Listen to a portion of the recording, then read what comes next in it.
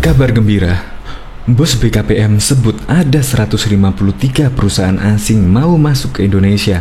Dan juga ada investasi masuk sebesar 833 triliun pada tahun 2021. Dan juga akan menyerap tenaga kerja Indonesia sebanyak 1,9 juta orang. Dan perusahaan asing tersebut hanya menunggu Omnibus Law atau RUU Cipta Kerja disahkan.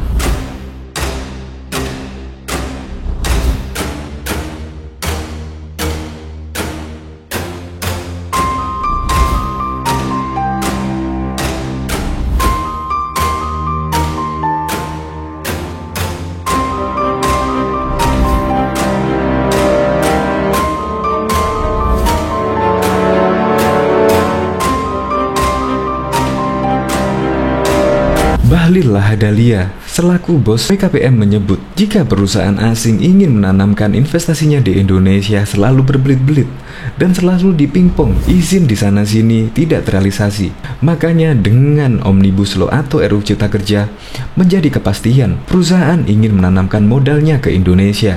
Bayangkan ada 153 perusahaan asing yang akan masuk ke Indonesia, mulai dari Korea Selatan, Cina, Amerika, bahkan juga Jepang dan Taiwan ingin merelokasi perusahaannya di Indonesia. Dan bos BKPM pun menyebut jika perusahaan-perusahaan tersebut yang akan direlokasi ke Indonesia mampu menyerap tenaga lokal hingga 2,9 juta. Ya, bahkan kemarin Dahlan Iskan juga menyebut bahwa pemerintahan saat ini dengan mensahkan RUU Cipta Kerja adalah pemerintahan yang superpower semenjak di era kepemimpinan Presiden kedua yaitu Soeharto sejak 22 tahun yang lalu. Bayangkan semua anggota DPR dan pemerintahan sepakat dan setuju jika RUU Cipta Kerja disahkan karena akan meningkatkan ekonomi masyarakat sekitar, karena mempermudah perizinan perusahaan-perusahaan yang akan menginvestasikan uangnya di Indonesia, dan juga penyerapan tenaga pekerja lokal yang sangat banyak sekali.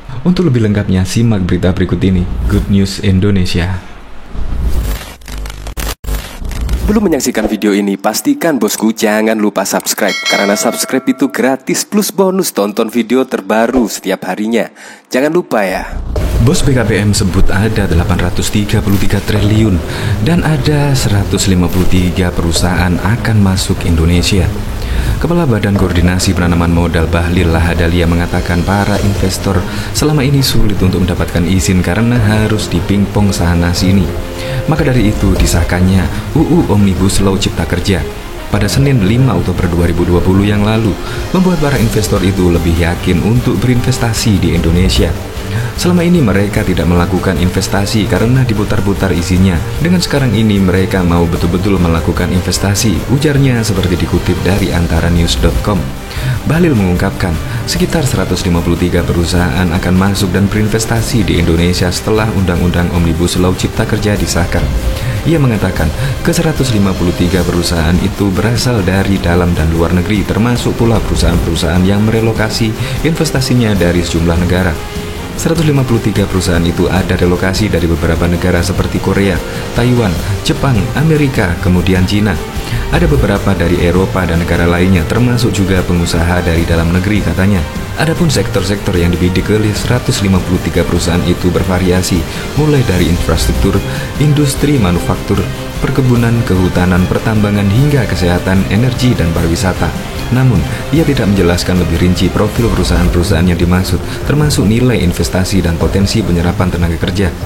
Ia berharap perusahaan tersebut mampu menyerap sekitar 2,9 juta angkatan kerja setiap tahun dan 7 juta pencari kerja, serta ada sekitar 6 juta pekerja yang kena pemutusan hubungan kerja PHK yang dirumahkan akibat dampak pandemi.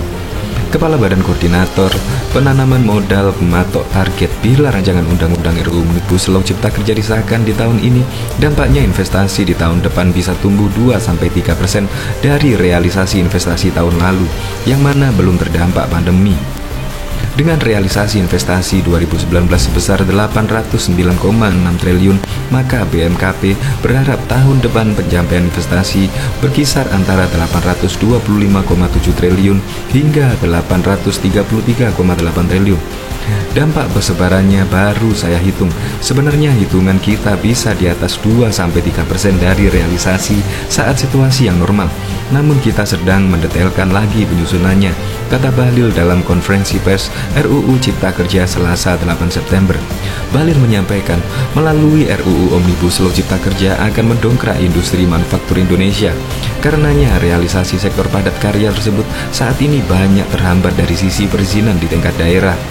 Harapannya dari penciptakan tenaga kerja baru hingga 16.000 orang. BKPM menjamin ke depan investasi Indonesia tidak didominasi oleh sektor jasa seperti pergudangan dan pelabuhan.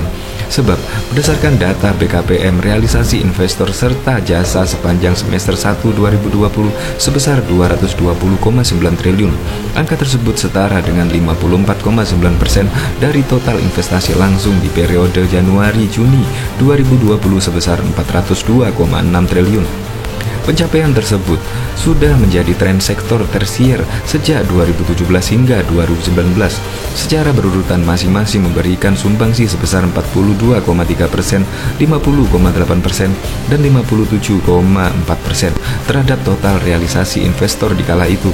Setali tiga uang, realisasi tersebut mengalahkan sektor padat karya primer maupun sekunder.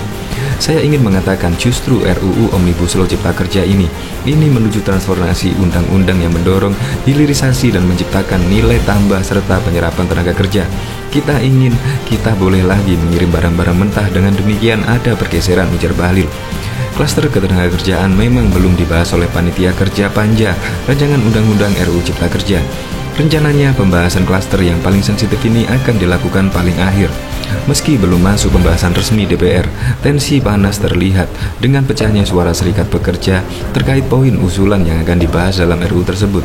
Tak semua serikat pekerja maupun serikat buruh menolak hasil rapat tripartit yang menjadi bahan usulan pemerintah kepada Panja RUU Cipta Kerja. Konfederasi Serikat Buruh Indonesia misalnya memutuskan untuk tetap bergabung di tim tripartit pembahasan RUU Cipta Kerja. Presiden KSBSI Eli Rosita Silaban menyatakan, dengan tidak keluar dari tim tripartit, pemerintah akan berusaha dan pengusaha dapat mendengar apa saja poin-poin yang diperjuangkan buruh. Eli menyatakan, melalui tim tripartit, pihaknya bersama serikat buruh lain telah membahas satu persatu substansi klaster ketenagakerjaan bersama dengan pemerintah. Asosiasi Pengusaha Indonesia Apindo dan Kadin Indonesia. Setelah pembahasan ini di tim tripartit selesai, KSBSI memberikan draft catatan versi serikat buruh kepada semua pihak terkait.